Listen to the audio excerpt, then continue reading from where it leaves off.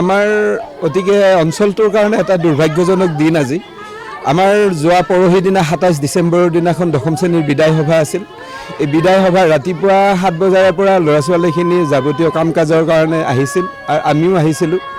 আমি আহি তেওঁলোকৰ লগত ৰাতিপুৱা তেওঁলোকৰ লগত যা যোগাৰ কৰি কাম কাজবিলাক শেষ কৰি ল'ৰা ছোৱালীখিনি ৯:৩০ বজাত ঘৰত ঐক্য সাজ পোছাক পৰিধান কৰি আহিবৰ কাৰণে ঘৰলৈ গৈছিল। যাওঁতে দীপিলা চৌকাত ডাম্পাৰৰ খুন্দাত ছাত্ৰজন বেয়াকৈ আঘাতপ্ৰাপ্ত হয় আৰু লগে লগে দীপিলা চৌকৰ ব্যৱসায়ীখিনিয়ে ডাম্পাৰখন ৰখায় আৰু আমাৰ স্থানীয় ৰাইজ ওলাই আহে তাত। তাৰপিছত ডাম্পাৰখন ৰখোৱাৰ পিছত গাৰ্জেনক খা খবৰ কৰি অহাৰ পিছত ছাত্ৰজন আমাৰ বালিপাৰাৰ ৰুবুল আলীৰ ল'ৰা আমাৰ ইমৰান হক আছিল।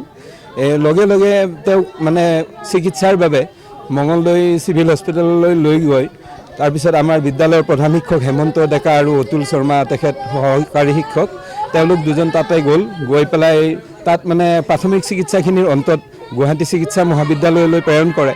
গুৱাহাটী চিকিৎসা মহাবিদ্যালয়ত ICUৰ ব্যৱস্থা নোহোৱাত আমাৰ বেলতলা স্থিত আপোনাৰ পাটনা হস্পিটেলত আপোনাৰ অৰ্থপেডিক্স স্পেচিয়েল তাৰপিছত তাত এই উন্নত চিকিৎসাৰ কাৰণে লৈ যায় আৰু যথেষ্ট ব্লাড তেওঁৰ দেহৰ পৰা ওলাই গৈছিল। লগে লগে 2 cc সিদিনাখন ব্লাড দিলে আৰু যোৱাকালি আমি তেওঁলোকৰ বিচাৰ খবৰ ল'বলৈ গৈছিলোঁ ষ্টাফৰ ফালৰ পৰা। গৈ তেওঁলোকক আমি সাহায্যও প্ৰদান কৰি আহিছোঁ আৰু তাৰপিছত আমি ভবাই নাছিলোঁ আজি এনেকুৱা ধৰণৰ এটা ঘটনা আমি শুনিম বুলি। তাৰপিছত আপোনাৰ কালি তাত 4 cc তেজ কালি দিছে আৰু আজি 4 cc তেজ দিয়া কথা আছিল। আমি গোটেইকেইজন শিক্ষকে তেওঁ মাত লগাই আহিছোঁ। আমি মাত লগোৱাৰ লগে লগে আমাৰ ফালে চাইছিল মুখৰ ফালে।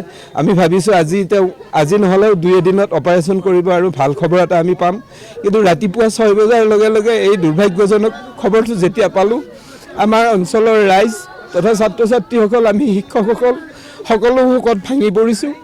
আমাৰ আজি আচলতে এই সময়ত ক'বলৈ ভাষা নোহোৱা হৈ পৰিছে আৰু আমাৰ অঞ্চলত যাতে এনেকুৱা ধৰণৰ দুৰ্ভাগ্যজনক ঘটনা নহয়, পুনৰাবৃত্তি নঘটে তাৰ কাৰণে প্ৰশাসনক যাৱতীয় ব্যৱস্থা গ্ৰহণৰ কাৰণে আমি অনুৰোধ জনাইছোঁ।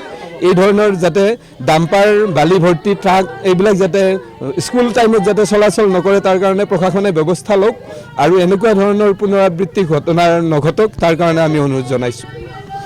ক'বলৈতো ভাষা নাই। এনেকুৱা পৰিৱেশ মৃত্যু বুলি ক'লে যিটো অনুভৱ মানুহৰ সেইটো সকলোৰে অৱগত। গতিকে আমাৰ ভাষা সেই একে সীমিত হৈ গৈছে।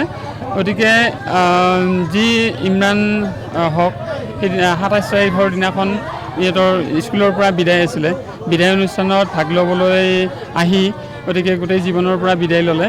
গতিকে আমাৰ কাৰণে, আমাৰ বিদ্যালয়ৰ কাৰণে, গোটেই অঞ্চলৰ কাৰণে আৰু বন্ধু বান্ধৱীৰ কাৰণে, ছাত্ৰ ছাত্ৰীৰ কাৰণে এটা বৰ দুখজনক ঘটনা।